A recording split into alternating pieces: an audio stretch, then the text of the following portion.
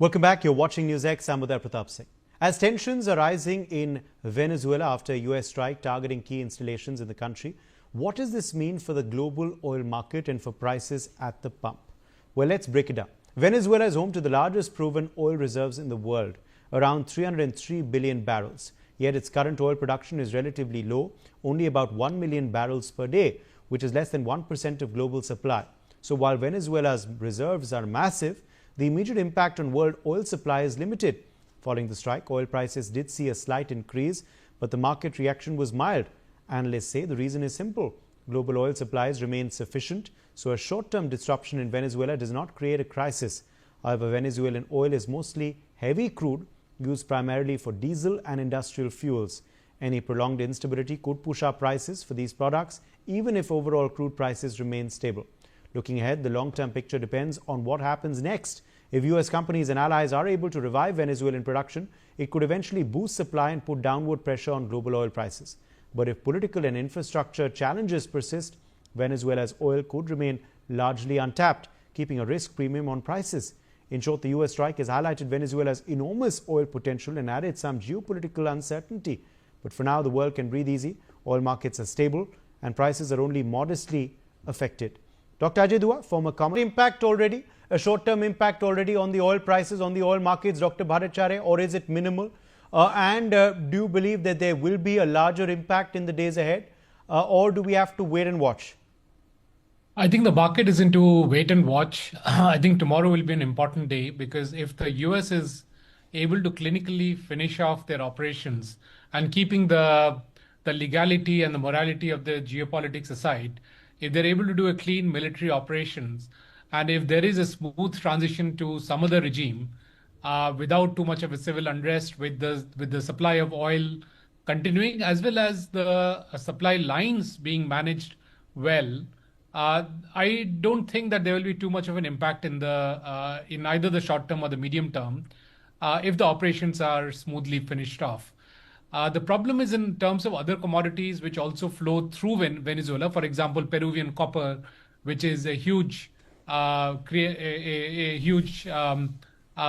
of copper and silver for that matter. They go through the Venezuelan supply lines, and therefore those might get impacted in the short term.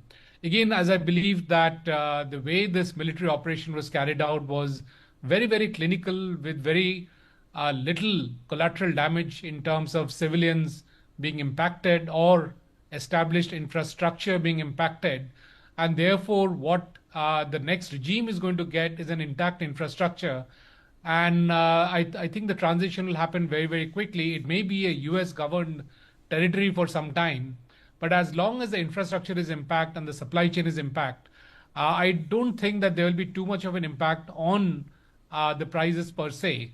But the other factor which will still play is the fact that all of these things that we're talking about are commodities. And whenever there is a risk perception, the commodity prices do go up, and especially prices of metals like gold and silver will go up because of increased risk perception. So that might play in. But again, these will be pretty much short term as long as, and that's the main caveat, as long as the US military operation in Venezuela is finished off very smoothly, clinically, with very limited impact on either infrastructure or people getting impacted.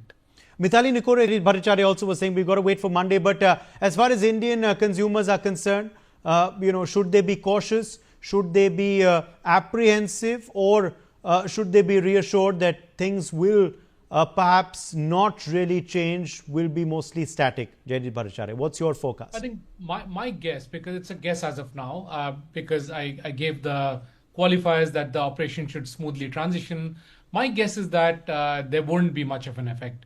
And in the medium term, given that the oil reserves will basically fall under the command and control of the US, they will start flooding the market. Now, the key buyers of Venezuelan oil was China, Turkey, and the US. So for sure, these three entities, which are huge guzzlers of energy, also have the necessary infrastructure to process the Venezuelan oil, which, as Dr. Dua mentioned, India does not have that capability. And it does take significant amount of time to restructure our existing refinery or to set up a new refinery. I believe Reliance had some capability to refine Venezuelan oil. But coming back to the fact that there is already existing infrastructure in China, Turkey, and US, so they will probably start consuming more if the US allows them to. So if US is controlling that energy and it's closer to their side of the hemisphere, that's basically energy security for the US. And so perhaps maybe the outcome will be that US will be consuming most of this energy, which essentially means that the rest of the energy will be freed up. So Saudi oil, Russian oil, and other sources of energy will be freed up, which is where countries like India can start buying from them at possibly a lower price, because then there is more supply coming in. And as I mentioned, as a commodity, if there is more supply, then the prices will start falling. So maybe in the medium to long term, the prices will come down if Venezuelan oil starts flowing again. And that's really what the US wanted. They wanted their energy security. They wanted energy on their side of the hemisphere, and they were having problems trying to access the Saudi oil, the Middle Eastern oil, and other oil sources. So this is really in their backyard. The Venezuelan oil is in their backyard, and therefore they would like to take the lion's share of the oil and keep the oil prices low, because that's how the US economy will operate in an optimal manner.